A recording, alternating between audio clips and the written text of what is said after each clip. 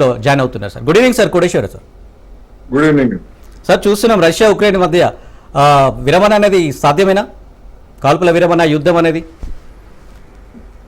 సోమవారం నాడు అంటే నిన్న పుతిన్ ట్రంప్ మధ్య జరిగినటువంటి ఈ ఫోన్ సంభాషణ, ఆ తర్వాత వెలువడినటువంటి ప్రకటనలు లేదా స్పందనలు చూసినప్పుడు అలాంటి అవకాశాలు కనిపించడం లేదు అనేది నా అభిప్రాయం. ఎందుకు అంటే రష్యా ముందుకు తెచ్చినటువంటి అనేక అంశాల గురించి ఉక్రెయిన్ అంగీకరించడం లేదు. అదేవిధంగా దానికి మద్దతు ఇస్తున్నటువంటి ఐరోపా దేశాలు కూడా అంగీకరించడం లేదు.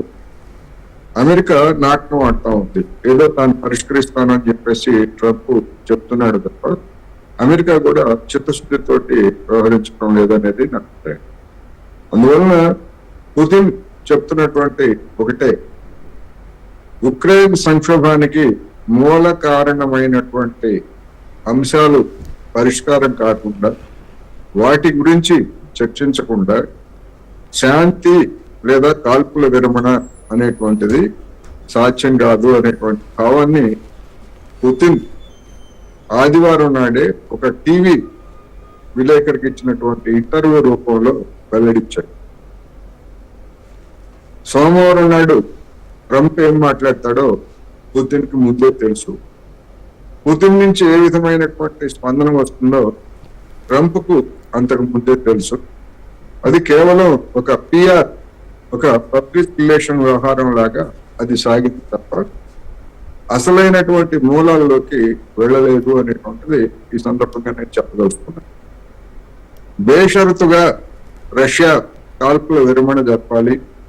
అదేవిధంగా గడిచినటువంటి 3 సంవత్సరాల కాలంలో దాని ఆధీనంలోకి వెళ్ళినటువంటి 5వ వంతు భూభాగాన్ని 5 ప్రాంతాలు ఉన్నాయి, వాటన్నింటి నుంచి కూడా వెనక్కి పోవాలి అనేటువంటిది జెలెన్స్కీ, ఐరోపా దేశాలు చెప్తున్నటువంటి డిమాండ్, వాళ్ళు పెట్టినటువంటి డిమాండ్.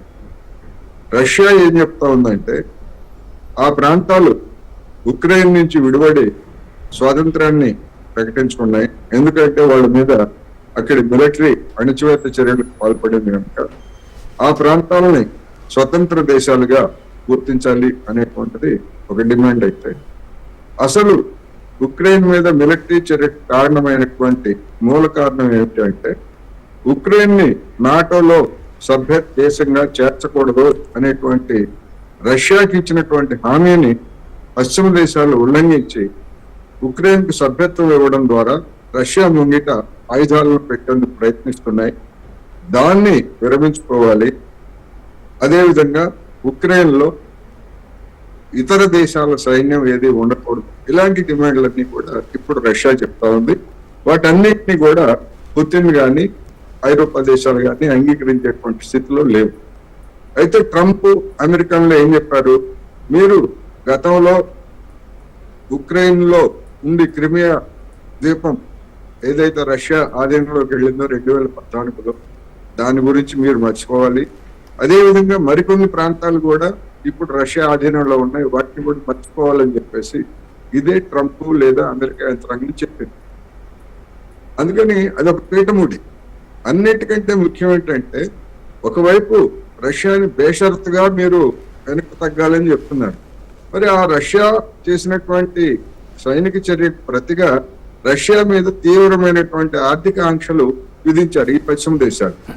మరి వాటిని ఎత్తేయకుండా మేము వెనక్కి తగ్గటం ఏమిటనేటువంటిది పుతిన్ చెప్తున్నటువంటిది. అందుకని ఎవరి గేమ్ వాళ్ళు ఆడుతున్నారు తప్ప నిజానికి ఆ సమస్యను పరిష్కరించడానికి పశ్చిమ దేశాల నుంచి ఎవరైతే మొదలు పెట్టారో ఆ మొదలు పెట్టినటువంటి వాళ్ళు నాటో కూటమి మొదలు పెట్టారు, వాళ్ళ వైపు నుంచి చిత్తశుద్ధి కనపట్టలేదు.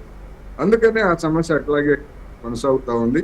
అది దీర్ఘకాలం సాగినా కూడా ఆశ్చర్యం లేదనేది నా అభిప్రాయం.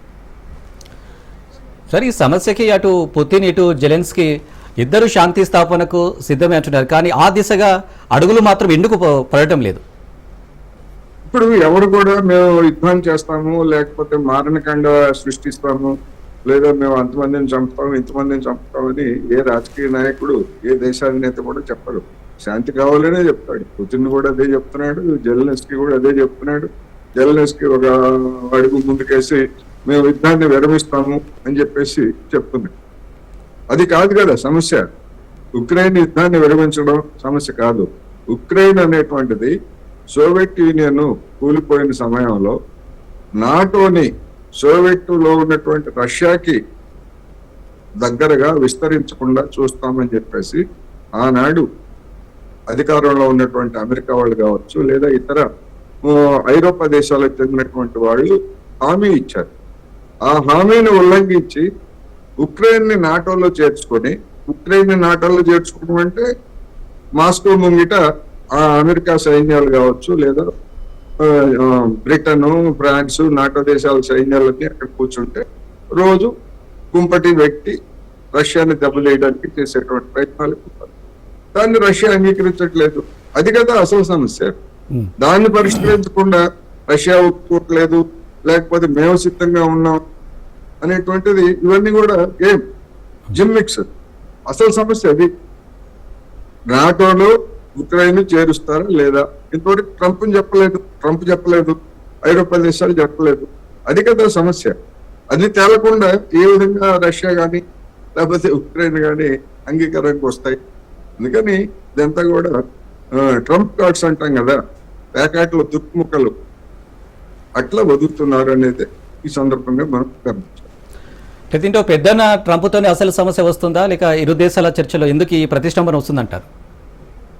పెద్దన్న పెట్టిన పిత్తలాటకమే కదా ఇది. ఇప్పుడు ఉక్రెయిన్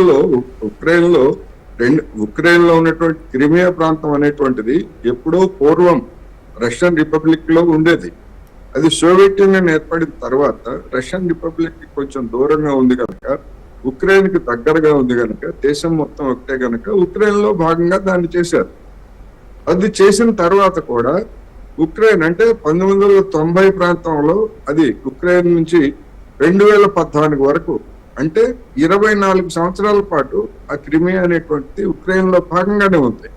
కానీ ఎందుకు 24 సంవత్సరాల పాటు ఎందుకు రష్యా దాన్ని స్వాధీనంలో చేసుకోలేదు అంటే, ఉక్రెయిన్ నుంచి తనకు ప్రమాదం లేదు అనేటువంటిది 24 సంవత్సరాలు భావించింది. కానీ అమెరికా, ఐరోపా దేశాలు చేసినటువంటి కుట్ర తోటి నాకు ప్రమాదం ముంచుకొస్తా ఉంది కనుక నా ప్రాంతాన్ని నాకు ఇచ్చేయటి, లేకపోతే నేను విలీనం చేసుకుంటానని చెప్పేసి క్రిమియాని 2014లోనే విలీనం చేసుకుంది రష్యా. అప్పటి నుంచి రష్యాని రెచ్చగొడుతూ ఉన్నారు అనేటువంటిది మనం గమనించాలి. అది తేలకుండా ముసుగులో గుద్దులాటల మాదిరి చుట్టూత మిగతా విషయాలన్నీ చెప్తున్నారు తప్ప ఆ ముఖ్యమైనటువంటి విషయాన్ని అడ్రస్ చేయకుండా ఉక్రెయిన్ సంక్షోభం పరిష్కారం అయ్యేటువంటి అవకాశమే లేదు. సార్, దాదాపు 3.5 ఏళ్లుగా రష్యా ఉక్రెయిన్ మధ్య యుద్ధం కొనసాగుతున్నాయి. ఇప్పటికీ భీకర పరిస్థితులు కూడా అక్కడ నెలకొన్నాయి. అంటే ఈ యుద్ధం కేవలం రష్యాకు, ఉక్రెయిన్కు మాత్రమే పరిమితం కాలేదు, యావత్ ప్రపంచంపై కూడా ప్రభావం చూపింది. అంటే నెక్స్ట్ ఎలా ఉంటుంది మరి ఈ యుద్ధం ఒకవేళ కొలికి రాకపోతే? గార్డియన్ అనేటువంటి ఒక పత్రిక ఇవాళ సంచికలోనే ఒక వార్త రాసింది. దానిలో పేరు రాయలేదు కానీ ఉక్రెయిన్ కి సంబంధించినటువంటి అధికారులు చెప్పారంటూ రాసింది. మేము రష్యా స్వాధీనం చేసుకున్నటువంటి ప్రాంతాలని మేము విముక్తి చేయలేము, మా దేశాన్ని రష్యా పూర్తిగా స్వాధీనం చేసుకోవడానికి మేము అంగీకరించము. గతంలో మేము స్విట్జర్లాండ్తో 15 సంవత్సరాల పాటు పోరాడినటువంటి చరిత్ర మాకుంది, మేము ఎన్ని సంవత్సరాలైనా ఇట్లా పోరాడుతూనే ఉంటాము అని చెప్పేసి చెప్పారు. అందుకని అసలు సమస్య ఏమిటి అనేది దాని గురించి మన మీడియా కానివ్వండి లేదా ఇతరత్ర కానివ్వండి దాని గురించి ఫోకస్ చేయట్లేదు. ఎంతసేపటికి ట్రంప్ 24 గంటల్లో దాన్ని సమస్యను పరిష్కరిస్తా అన్నాడు, లేకపోతే జెలెన్స్కీ సిద్ధం అన్నాడు, పుతిన్ వద్దన్నాడు. ఇటువంటివన్నీ వీటిని అంటే పైన సూపర్ఫిషియల్ గా ఉండేటువంటి వాటిని తప్ప పునాదుల్లోకి వెళ్ళి కీలకమైనటువంటి అంశాల గురించి వాళ్ళు లేవనెత్తుతున్నది అదే. పదే పుతిన్ చెప్తున్నది అదే. మీ సమగ్రత, అమెరికా భద్రత ఎట్లా ఉండాలని మీరు కోరుకుంటున్నారో దాన్ని మేము గౌరవిస్తాం. అదేవిధంగా మా దేశ సమగ్రత, మా దేశ భద్రతను గురించి కూడా మాకున్నటువంటి ఆందోళనని మీరు గమనిస్తారా లేదా అంటే దాని అర్థం ఏమిటి? మా ప్రాదేశిక సమగ్రతకు మాకు ముప్పు తీసుకురాకుండా మీరు చూస్తారా లేదా అని అడుగుతున్నారు. దానికి ఎవరు సమాధానం చెప్పరు, మాట్లాడరు. ఇప్పుడు ఈ 3 సంవత్సరాల నుంచి ఉక్రెయిన్ కి అమెరికా కానీ లేదా ఐరోపా దేశాలు కానీ ఎందుకు ఆయుధాలు ఇచ్చినట్టు? నిజానికి రష్యా లేదా ఉక్రెయిన్ సమస్య అనుకుంటే ఉక్రెయిన్ పోరాడినవ్వండి, రష్యాను పోరాడినవ్వండి, వాళ్ళిద్దరు చూసుకుంటారు. కానీ మీరు ఎందుకు ఇచ్చారు ఆయుధాలు ఈ 3 సంవత్సరాల నుంచి? మీరు ఇచ్చిన బట్టే కదా, లేకపోతే ఉక్రెయిన్ ఎంతకాలం ఉంటుంది? ఒక నెల రోజుల్లో లేచిపోయింది. మీరు ఇచ్చినటువంటి ఆధునికమైనటువంటి ఆయుధాలతోనే కదా ఉక్రెయిన్ రష్యా మీద పోరాడుతూ ఉంది. మీరెందుకు వెనకాల ఉన్నారనే దానికి వాళ్ళు ఎవరు మాట్లాడరు. అసలు విషయాలు అదే కదా.